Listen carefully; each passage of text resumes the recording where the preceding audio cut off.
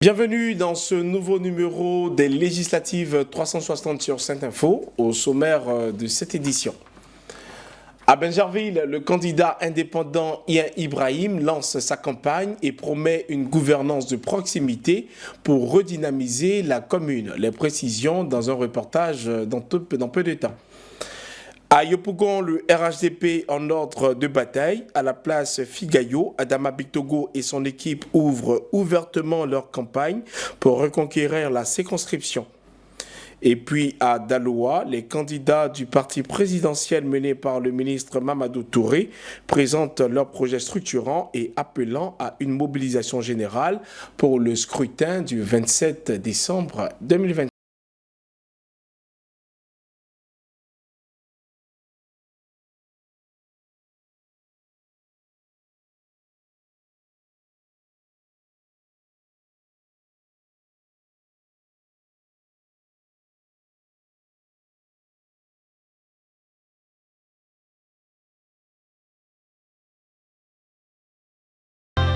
Bienvenue à toutes et à tous, c'est à Bingerville que nous posons nos valises où Ian Ibrahim, candidat aux élections législatives, prône le changement.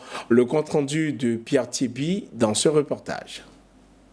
La campagne électorale du candidat indépendant Ian Ibrahim, candidat du mouvement Engagement Citoyen pour Bingerville, a été officiellement lancée à Aqua Santé, dans la commune de Bingerville. Pour cette première grande rencontre, le candidat était entouré de son suppléant, Arnaud Rodrigue Quadjo, ainsi que des militants et sympathisants venus lui témoigner leur soutien. Face aux populations, Ian Ibrahim a livré un message empreint d'espoir et de détermination, affirmant que le changement est aujourd'hui possible pour Bingerville.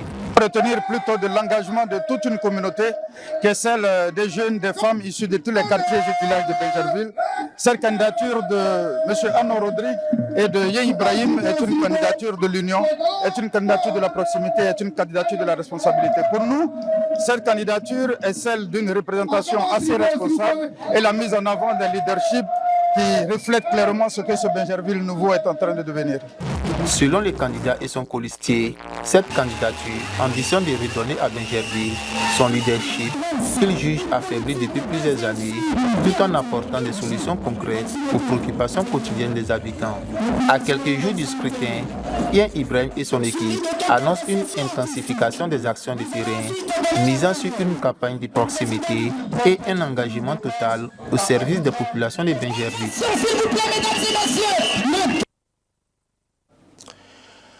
Après Bingerville, où le candidat indépendant Ian Ibrahim a lancé sa campagne autour du thème du changement et de la gouvernance de proximité, le même élan se poursuit à Marcory.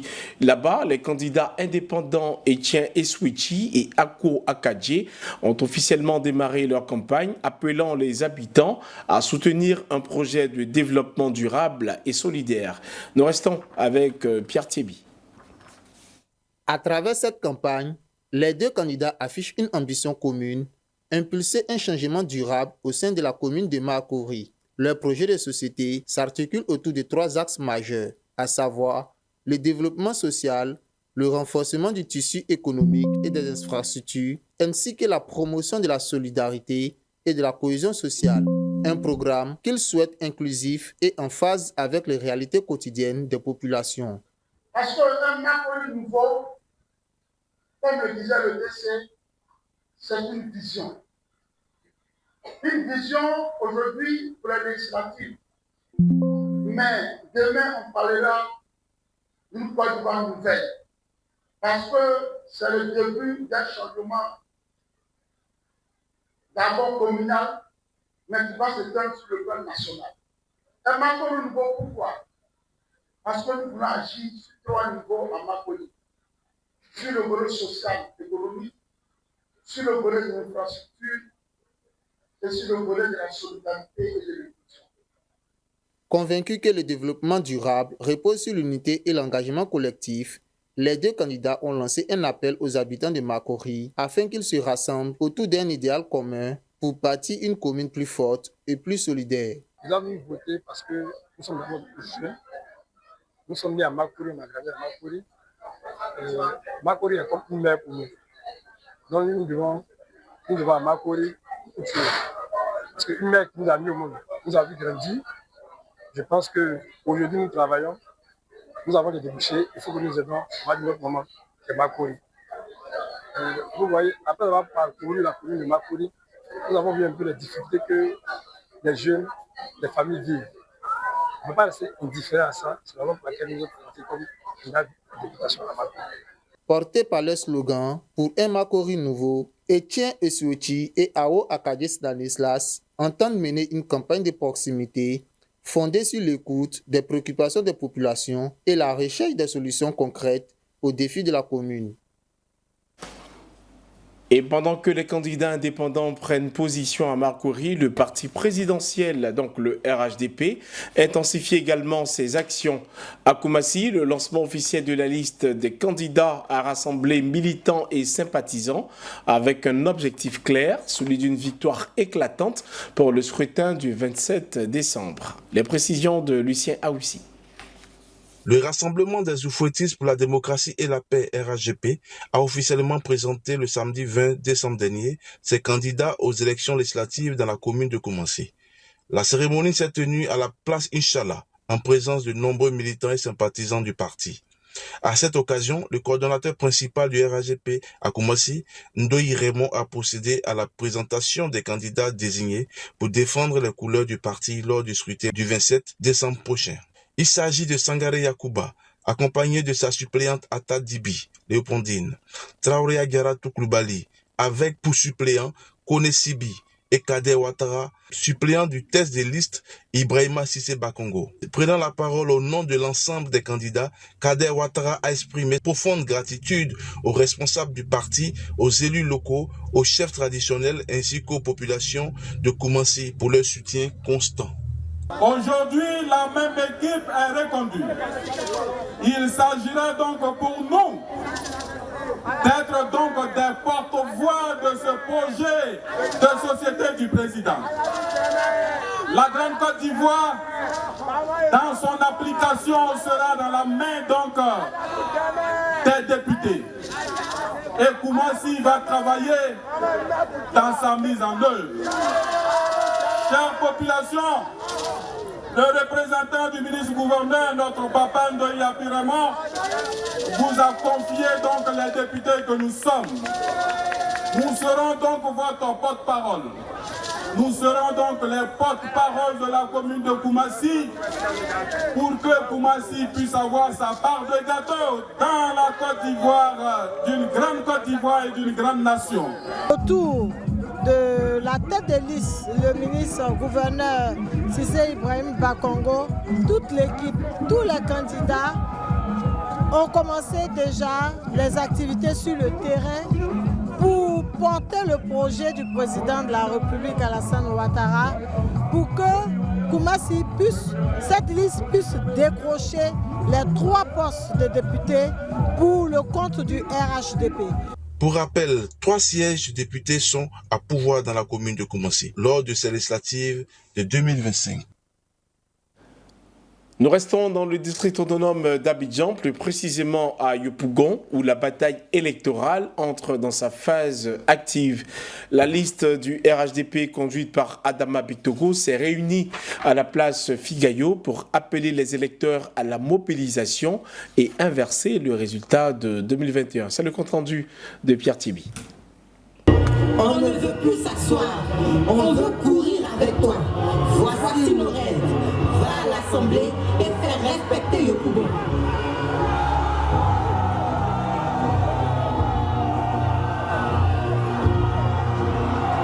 À Yopougon, la liste du RHDP conduite par Adama Bitogo affiche clairement son ambition, remporter la victoire au soir du 27 décembre prochain. Le candidat a officiellement lancé sa campagne à la mythique place Figayo devant des milliers de militants et de sympathisants mobilisés pour l'occasion. Prenant la parole, Adama Bitogo a exhorté la population de Yopougon à sortir massivement le jour du scrutin afin d'accomplir leurs devoirs citoyens. Et avoir une forte majorité à l'Assemblée, c'est un peu comme si vous avez une Mercedes et que vous n'avez pas de pneus, mais elle ne peut pas démarrer. Elle ne peut pas avancer. Alors, pour faire avancer le projet du président Alassane Ouattara, Yopougon doit être cette Mercedes avec le plus beau pneu. C'est ici à Yopougon. Yopougon doit être le point de départ de cette forte majorité. Parce qu'à l'Assemblée, nous défendrons les intérêts de Yopougon et de la Côte d'Ivoire entière. Pour ces élections législatives, la tête de liste Adama Diktogo est accompagnée de 5 autres candidats: Issoufou Koulibaly, Yaya Doumbia, Nassalatou Diaby, Moya Sabine, ainsi que le ministre Adama Diawara. Le scrutin du 27 décembre s'annonce comme un test majeur pour le parti au pouvoir qui entend capitaliser sur son organisation et sa forte présence de proximité sur le terrain. Mais ce qu'on vous demande, c'est que le samedi prochain, 27 décembre 2025, vous devez tous sortir pour aller voter pour la liste RHDP.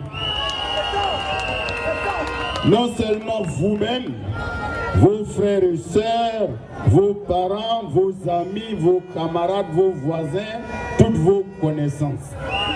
Et lorsque vous entrez dans le bureau de vote, dans l'isoloir, vous devez savoir qu'à Yopougon, il y a 6 listes.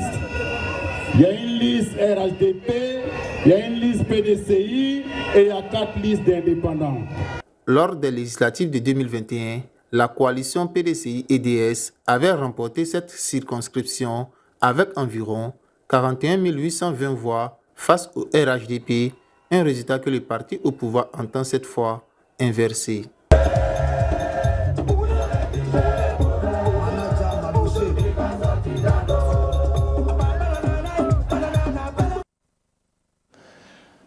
De Yopougon à Dabou, le message reste le même, mobilisation et engagement.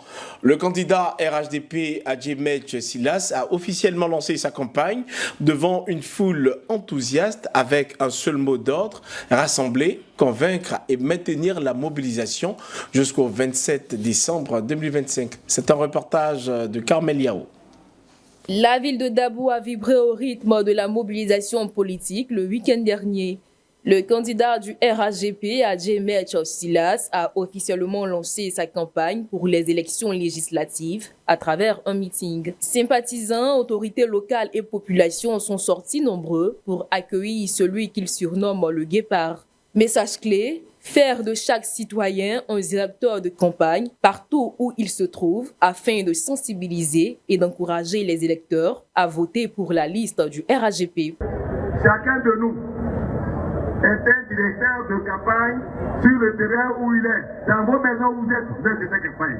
Dans vos quartiers, vous êtes directeur de campagne. Je ne serai pas partout en même temps, mais nous tous ensemble, nous devons porter le drapeau du RHDP très haut. Je lance donc un appel solennel à l'unité de tous et de tous les cadres, à la mobilisation des jeunes, à l'engagement des femmes, à la discipline militante. Ensemble, nous devons offrir au RHDP une victoire nette, claire. Les responsables du RHDP ont à cette occasion réaffirmé leur volonté de développer davantage la région de Dabou à travers cette candidature. Elle et moi, avec nos suppléants, nous irons défendre les intérêts des populations de Dabou, Lopou, Toupa, commune et sous-préfecture à l'Assemblée nationale. Pour un Dabou debout, il faut voter la liste RHDP. Pour un Dabou debout, faisons taire nos différences et mettons-nous ensemble. Rendez-vous est donc pris pour le 27 décembre prochain dans l'attente d'une forte mobilisation des électeurs. Le train de l'information poursuit sa course et fait escale dans le Lodjibois où le RHDP a tenu son premier grand meeting dans la localité de Didoko, affichant ainsi sa détermination à mobiliser les électeurs pour le scrutin législatif au lendemain de la présentation officielle de ses candidats. Lucien Aoussi nous en parle dans ce reportage. La place publique de Didoko a refusé du monde. Des populations venues de Nebo, Okudu, Chiepo et des campements environnants ont répondu massivement à l'appel du RHDP. Dans une ambiance festive, marquée par des prestations d'artistes locaux, militants, chefs traditionnels, femmes et jeunes ont affiché leur adhésion à la liste conduite par le ministre Amédée Kofi Kwaku, coordonnateur régional du parti. Votre présence massive ce jour est un signe fort, un signe d'adhésion, de loyauté et surtout d'engagement à la vision de paix, de développement et de vivre ensemble, incarné par notre grand parti, le RHDP. Un engagement partagé par la jeunesse qui promet une campagne de proximité et de vigilance face à la désinformation. Tous affichent un objectif commun, une victoire dès le premier tour dans le lot du bois. Vous avez toujours décidé d'être avec moi et cette année, je suis toujours avec Alamba, je suis avec Adolphine et je suis avec Fanny. Est-ce qu'on peut vous faire confiance? Est-ce qu'on peut faire un coup? Est-ce qu'on peut faire un coup? Voilà. Il faudrait que tout le monde aille voter le matin. Très tôt le matin, qu'on aille voter, qu'on fasse 100% ici. La cérémonie s'est achevée par une caravane dite de la victoire, parcourant les 5 sous-préfectures de la circonscription. Le RHDP annonce ainsi une occupation méthodique du terrain jusqu'au scrutin du 27 décembre prochain. Du Lot-du-Bois, nous nous rendons dans la localité de Bouna où la dynamique est similaire. Kabanyale et Dr Ian Philippe appellent à un soutien massif pour poursuivre leur mandat. Le reportage est signé Meshak et Steve Traoré. Ce samedi 20 décembre 2025 à Bouna, l'atmosphère est à la mobilisation. La place de la paix a accueilli le lancement officiel de la campagne électorale du Rassemblement des oufouettistes pour la démocratie et la paix de la circonscription électorale de Bouna-Bouko, commune et sous-préfecture. La candidate du RHDP, Kabanyale, et le député sortant, Dr Ian Philippe, ont lancé un appel à leur électorat. Chers parents, depuis plusieurs années déjà, vous nous avez confié une mission d'une portée éminemment républicaine, celle de porter vos voix à l'Assemblée nationale, celle de défendre vos intérêts, celle de porter vos préoccupations dans les grandes instances nationales de Côte d'Ivoire. Cette mission, moi et mes jeunes frères, nous l'avons exercée avec humilité, avec rigueur, avec constance, mais surtout avec un sens profond de loyauté envers vous depuis que nous sommes députés. C'est bien de vous mobiliser comme vous êtes mobilisés, comme vous avez été mobilisés pour les présidentielles, mais il faut confirmer le samedi 27 décembre en vous déplaçant toutes et tous dans les bureaux de vote. Tous deux, soutenus par leurs suppléants d'Ascensan et Kankouté Ben Morta, espèrent continuer leur mandat au sein de cette circonscription de Bouna-Bouko, commune et sous-préfecture. Après Bouna, direction d'Aloa où le RHDP affine également sa stratégie. Les candidats, conduits par le ministre Mamadou Touré, ont présenté leur projet structurant, appelant ainsi à une majorité parlementaire solide. Le reportage est signé Bakary Thio. Il est commenté par Déborah Bono. À moins d'une semaine des élections législatives du 27 décembre 2025, le RHDP affine sa stratégie dans le Haut-Sassandra.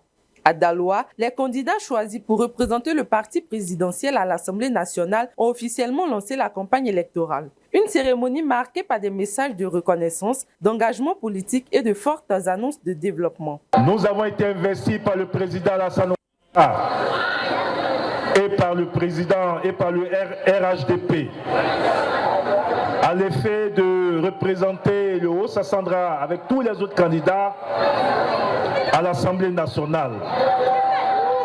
Je voudrais ici, au nom de tous mes collègues, remercier le président du parti, son Excellence, M. Alassane Ouattara,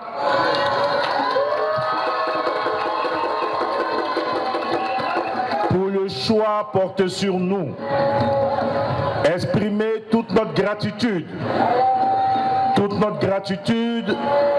à notre grand parti, le RHDP, pour l'investiture à nous donner à l'effet de représenter ce parti à la prochaine élection. Nous prenons l'engagement de ramener la victoire au RHDP, au président Alassane Ouattara. Daloa, c'est chez nous.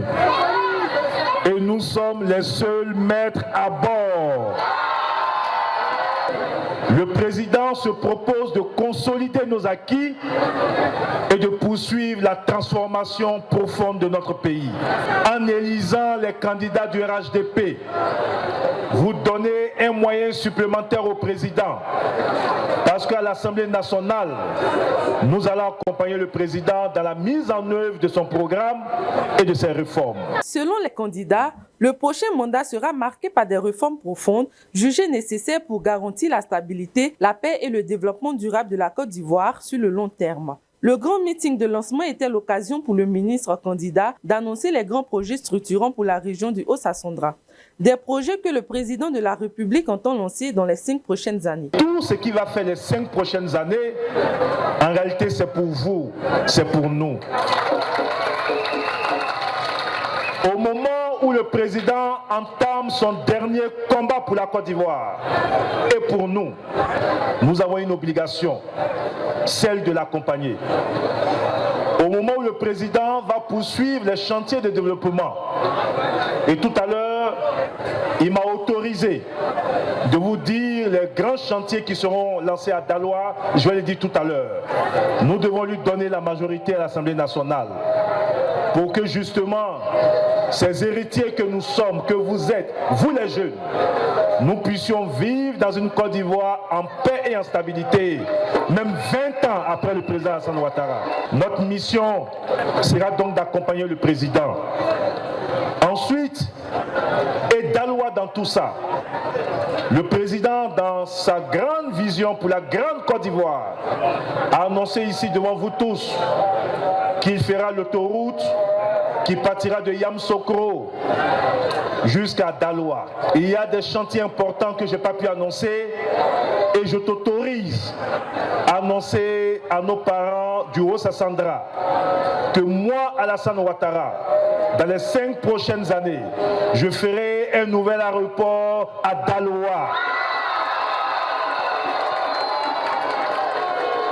Et il m'a dit, tu pourras lui dire aussi que moi, Alassane Ouattara, dans les 5 prochaines années, Daloa aura un stade flambant neuf.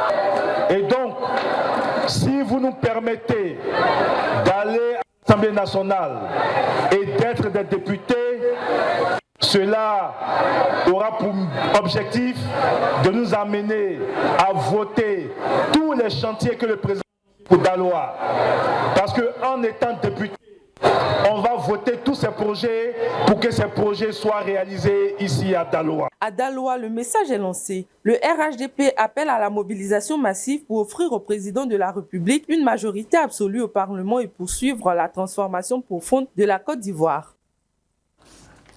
Et partout en Côte d'Ivoire, à Abidjan comme à l'intérieur du pays, la campagne électorale bat son plein entre candidats indépendants et partis politiques. Le message reste constant, mobilisation, engagement et proximité avec les populations à moins d'une semaine du scrutin du 27 décembre 2025. Après avoir fait le tour des principales campagnes à travers le pays, place maintenant à l'analyse et pour décrypter les enjeux et les grands duels de ces législatives 2025, nous recevons Serge Crofi, chroniqueur politique. Bonjour Serge. Bonsoir Daniel. On parle avec vous juste après ça.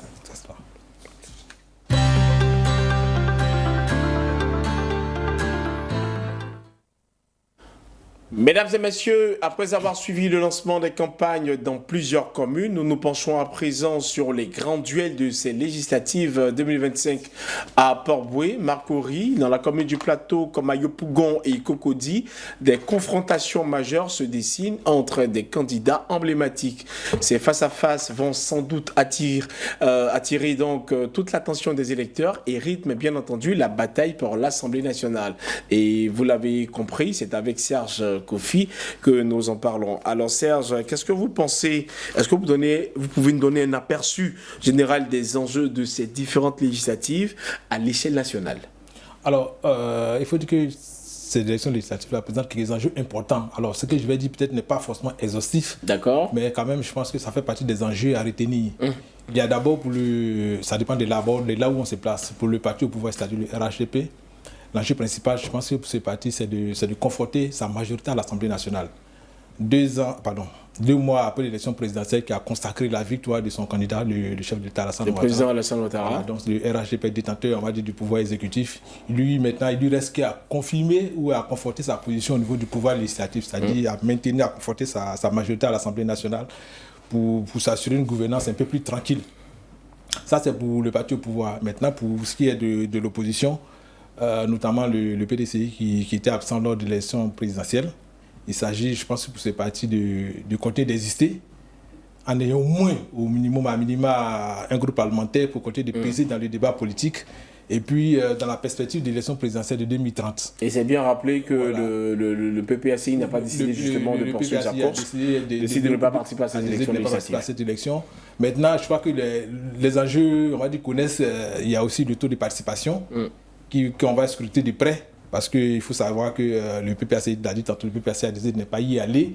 Le PPDCI, qui n'était pas présent aux élections présidentielles, a décidé maintenant de participer aux législatives. Donc certainement que cela va influer sur le taux de participation générale. C'est clair. Donc je pense que c'est un aspect aussi qu'il faut voir.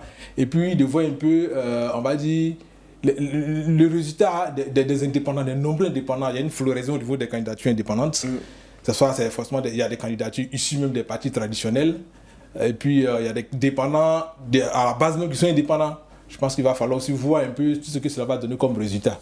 Je pense que globalement, c'est un peu... Avant cette élection, ces élections législatives, il y en a eu d'autres. Oui. C'est quoi la différence entre ce qu'il y a eu avant et celle d'aujourd'hui? Alors, on va dire que c'est pratiquement la même configuration. Quand je regarde les dernières élections législatives, la seule différence, c'est que déjà le PPACI était déjà présent. C'est une autre dénomination. Je crois que c'était à l'époque, c'était le mouvement EDS, Ensemble pour la démocratie et la souveraineté, qui est devenu plus tard le parti PPACI.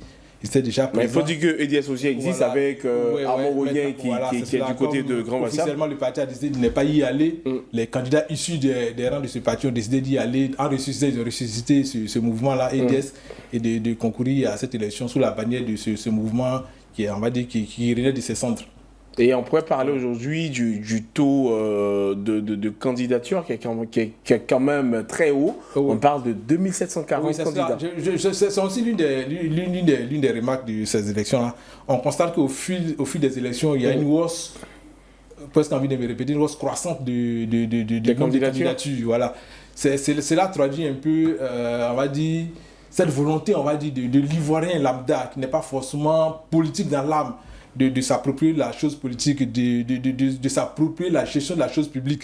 Parce que jusque-là, on va dire, c'était les partis traditionnels, les militants, les cadres issus des partis traditionnels qui étaient majoritairement candidats. Aujourd'hui, on constate de plus en plus que des gens qui ne sont pas encartés, beaucoup de jeunes, beaucoup de femmes qui ne sont pas forcément encartés dans un parti politique, qui décident d'être candidats aussi pour être députés, de participer aussi au débat public. Mais je pense que c'est à saluer. Et justement, ces candidats-là, entre eux, il y a quand même de grands duels qu'on note.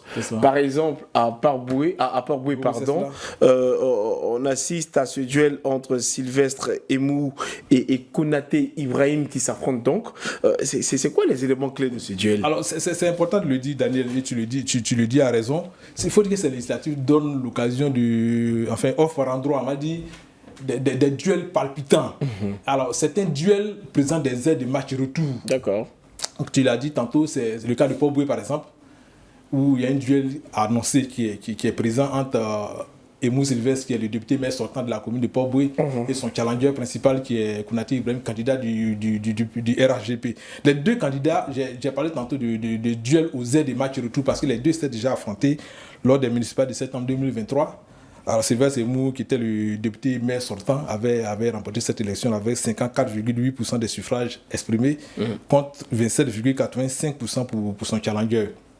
Alors aujourd'hui, les deux se retrouvent encore, on va dire, dans un remake des municipales de 2023. On va voir, on va scruter un peu ce que cela va donner. Il y a aussi, c'est pas seulement Port-Boué, il y a aussi... Effectivement, il y a Makori. Il y a la commune de Makori où il y a un duel aussi palpitant qu'il faut suivre. Abi Raoul et le ministre Tchaba Laurent. Le ministre Laurent Tchaba, ministre des Eaux et Forêts. Les deux s'étaient déjà encore affrontés lors des municipales de septembre 2023. Le candidat du PDCI, le député maire sortant Abi Raoul avait gagné. Je crois avec 54,89% contre 34,46% pour le ministre Laurent Tchaba. Et c'est bien de rappeler que le maire sortant, donc le député sortant de Makori, il est issu du PDCI RDA, tandis que Laurent Tchaba, lui, est issu du RHGP, le parti au pouvoir. Alors, après Makori, on va se rendre au plateau. Voilà, un autre duel à suivre encore, c'est le duel qui a lieu au plateau. On va dire au plateau de la commune, le centre des affaires de la capitale économique abidjanaise. C'est ça. Le duel entre le député maire sortant aussi, Jacques Ewo, issu du PDCI, et puis M. Ouattara Draman, qui est communément appelé OD. Là encore, les deux s'étaient déjà affrontés. Il est issu du RHGP, lui. Du RHGP, tout à fait. Les deux s'étaient déjà affrontés en mars 2021. Là, c'était lors des dernières élections législatives. C'était pas municipal, c'était pas les dernières législatives. Jacques Ewo, qu'on appelle communément Jacques Bauer, l'avait remporté avec 65,76% des suffrages contre 29,70% pour OD. Et Jacques Bauer, c'est le nom que porte Pierre-Philippe, c'est notre ingénieur lumière. À cette info, je lui envoie juste des salutations. Après le plateau, on a Yopougon. Il y a Yopougon, je crois que c'est un duel aussi qu'il faut suivre de près aussi.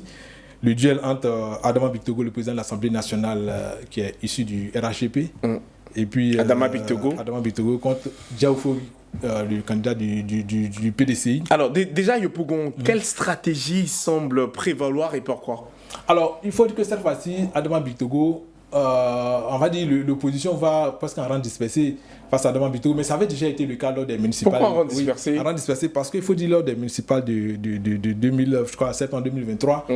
Diaoufoué ils avaient fait un partenariat, une collaboration. Ils installé une liste commune aux législatives en 2021 contre le directeur, enfin comment s'appelle le candidat du RHGP. Voilà, Kafana, M. Berkone Kafana, ils étaient allés contre lui en rang uni aux législatives qu'il avait remporté. Mais cette fois-ci, ils vont en rang séparé, puisque Michel Babo, issu du PPACI, cette fois-ci ne se représente pas. Pour respecter le... Alors, faiblesse ou force? Alors, moi, je pense que c'est Diaoufoué orphelin d'Adama Bictogo, orphelin de Michel Babo. D'accord. On sait tout ce que le Yopougon est considéré. C'est peut-être à tort ou à raison, je ne sais pas, mais... Comme le chef du PPACI? Du PPACI, un chef du président Laurent Gbagbo. Alors, je pense qu'avec un appui, tant que Michel Gbagbo partait en appui, je pense que ça aurait été un atout pour lui. Mais là, cette fois-ci, il est orphelin de son colistier d'il y a quelques années. Est-ce que ça sera difficile pour vous d'obtenir une victoire de la part de Diaoufoué? Ça va être un peu plus difficile. Je crois que ça va être un peu plus difficile par rapport aux dernières élections. En tous les cas, je pense que dans cette configuration-là, Adama Bictogo, pas favori pour moi, à mon sens. Maintenant, bon, c'est une élection. La vérité nous dira, c'est dans les urnes. L'issue reste indécise. Qu'on aura donc la vérité. Après, il y a Kogodi. Mais là, ce n'est pas un remake. La différence des ceux que j'ai évoqués plus haut. Le duel de Kogodi n'est pas un remake. C'est-à-dire, je pense que c'est, si je ne dis pas de bêtises, c'est la première fois que Jean-Marc Yassé, candidat du PDCI, affronte Célestin Kouala du RHGP. C'est un duel aussi important à suivre. Mais je pense que c'est la première fois, je pense, qu'ils se croisent. On va voir aussi ce que ça va donner. Et après, on constate Jean-Marc Yassé dans ce duel avec Célestin Kouala. Mais on se rappelle qu'avant Jean-Marc Yassé, il y avait également Yasmine Aouignan qui décide contre toute attente de se retirer. Interprétation? Non, je pense qu'elle avait expliqué même dans le communiqué qu'elle avait rendu public pour annoncer sa décision de se retirer. Elle avait expliqué qu'elle avait, je crois, déjà fait 3 ou 4 mandats. Donc elle avait décidé de se retirer un peu pour céder la place à une autre personne. Jean-Marc Yassé pourra Cocody? Jean-Marc Yassé, bon, traditionnellement, la commune de Cocody est considérée comme un bastion du PDCI. D'accord. Mais ça peut changer. Ça peut changer. Et comme je dis toujours, l'issue d'une élection reste totalement indécise. Toutefois, il faut rappeler à l'ensemble de nos téléspectateurs, mais également à l'ensemble des candidats aux législatives en Côte d'Ivoire, que le plateau de cette info leur est offert pour justement venir faire défiler le programme de leur activité. Ça, décliner leur vision. Pourquoi être candidat aux législatives de sa circonscription? Les portes de cette info leur sont ouvertes. Nous les attendons. Merci Serge pour cette entrevue. Je t'en prie Daniel. Chers téléspectateurs, cette émission est terminée. Merci d'avoir suivi ce journal, les législatives 360 sur cette info. On se dit au revoir et à demain.